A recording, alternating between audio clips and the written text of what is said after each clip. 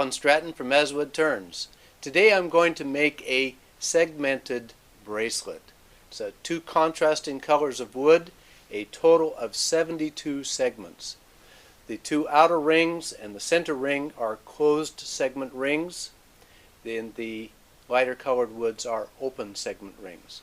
Total of 72 pieces. It's going to be quite an interesting project here. I'll use a variety of tools here. I'll use a chop saw and one with a jig set up on it. One very important part of that is the wooden hold down, so that if there's any cut accidental, it's on the wood and not a finger. I'll use a band clamp for clamping the segments together while they're gluing. I'll use yellow glue on the closed segment rings. I'll use white glue on the open segment rings. And I'll use hot melt glue to fasten the bracelet to the chuck. Now the chucks that I'll use are wooden chucks that I've made out of poplar. I'll describe these in a separate video because I like them. And I am also using a home-built expansion bracelet chuck for the bracelet. And I'll describe this in a separate video also. So let's make a bracelet and have some fun. The first order of business is to cut all the wood segments. For this bracelet I needed 3 layers of the reddish wood. Each layer requires 12 segments for a total of 36 segments, plus a couple spare, plus a few to tune up the saw angle and the segment size. At the scale, a small difference in the segment length or the segment angle can mean a lot in the outcome because it is multiplied by 12. Once the saw is ready, it is a repetitive process. Position the wood, wedge the wood in place, hold the segment side of the cut with a wood holder, saw the segment, and retrieve the cut segment. Rinse and repeat. One difference here is the strip of honey locust is the wood is left over from a previous project. I'm counting on it to be turned away. Usually I would need to flip the wood once with every cut. However, I needed the honey locust to be all on the inside. This meant I needed to make an additional cut. Don't try this without a jig. Mine is derived from a design by Malcolm Tibbetts. Never try to hold the segment with your fingers unless you don't want your fingers anymore. My wooden segment hold down piece has scars from misplacement when starting a cut. You don't want these scars on your fingers. For these 12 segment rings, the angles are all 15 degrees. Next is to cut the segments from the lighter maple. 2 rings at 24 segments each add up to 48 total segments. These are all at 5.5 degrees. Without the extra wood on the side of the maple, I just flipped the board with every cut to get my trapezoidal piece.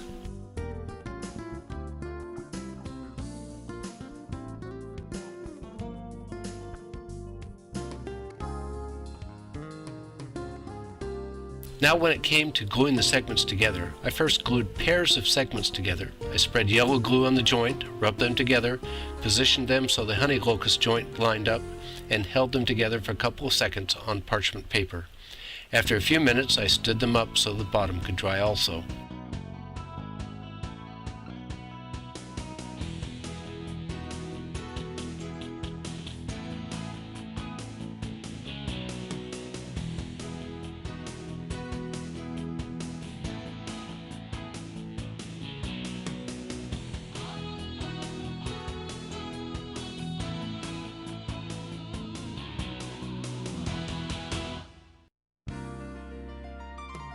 From here, I probably should have gone for gluing half rings. However, I did glue pairs of pairs together the same way as I had previously.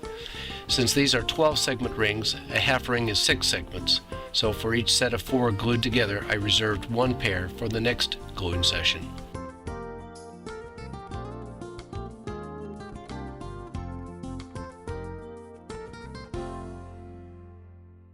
Finally, I could glue half rings together. 4 segments plus a 2 segment get the same treatment as before.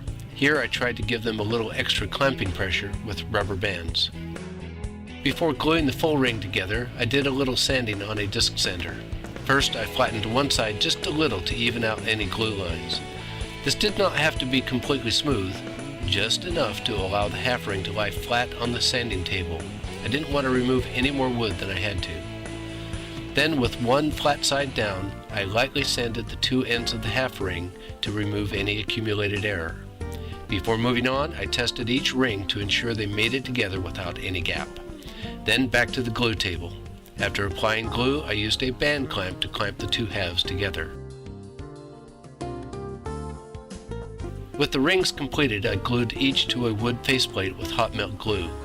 The wood faceplates are nice because I can have as many as I want. For this project, I needed 2. I ran a bead of hot melt glue down along every other segment around the ring between the segment and the faceplate, but not under.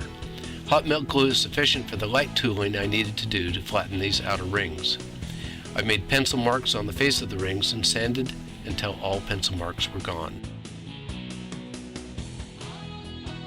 Now it's time to glue the first open segment ring to the outer rings. I use white glue for all open segment gluing. If it oozes out, it dries clear. For these open segments, I used a Seg-Easy template. This holds all 24 small segments in position while I apply glue. A rubber band helps hold the segments in place on the template. Then mount the outer ring on its faceplate on the lathe. With the template on the tailstock, I carefully align the segments, then run the tailstock up to the outer ring. With the segments in place, I run damp pipe cleaners between segments to clean up any glue squeeze out.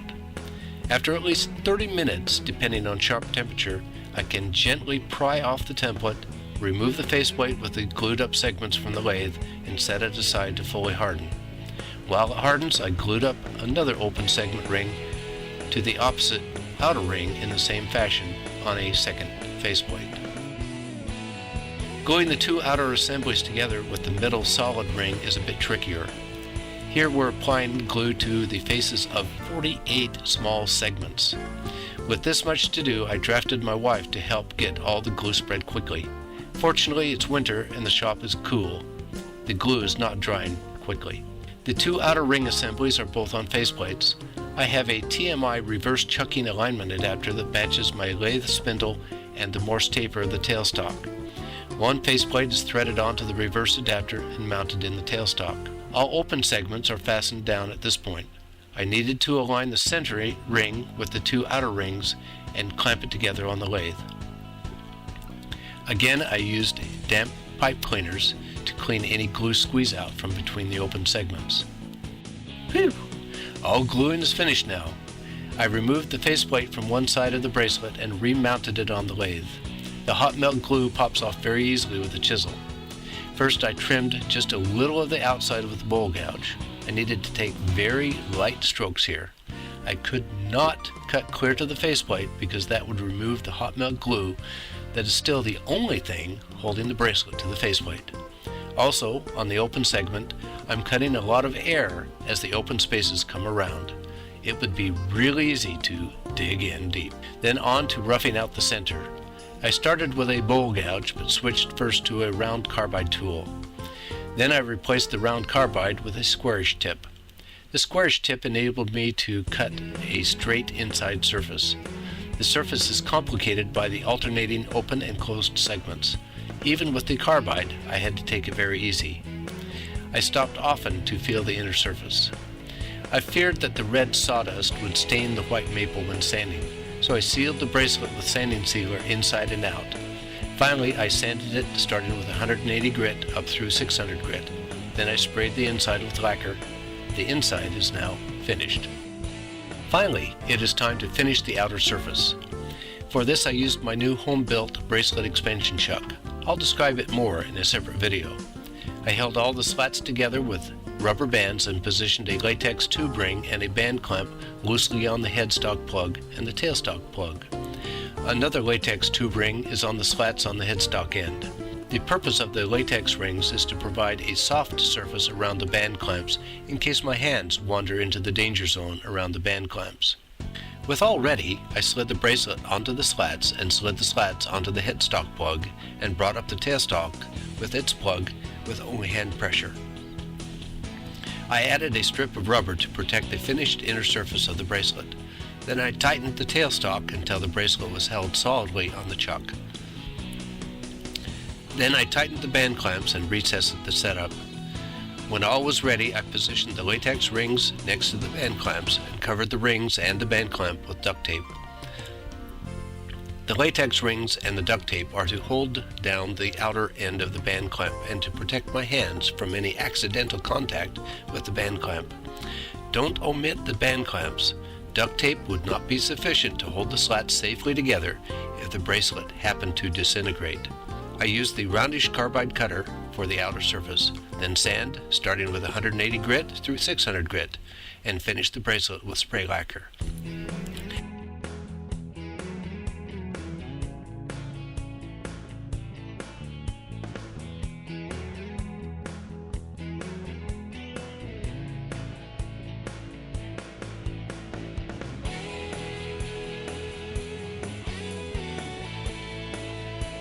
Now I have a beautiful bracelet for my granddaughters. I like it, I hope they'll like it, and I hope you'll like this video also. While you're at it, subscribe to the channel, and we'll see you with the next video.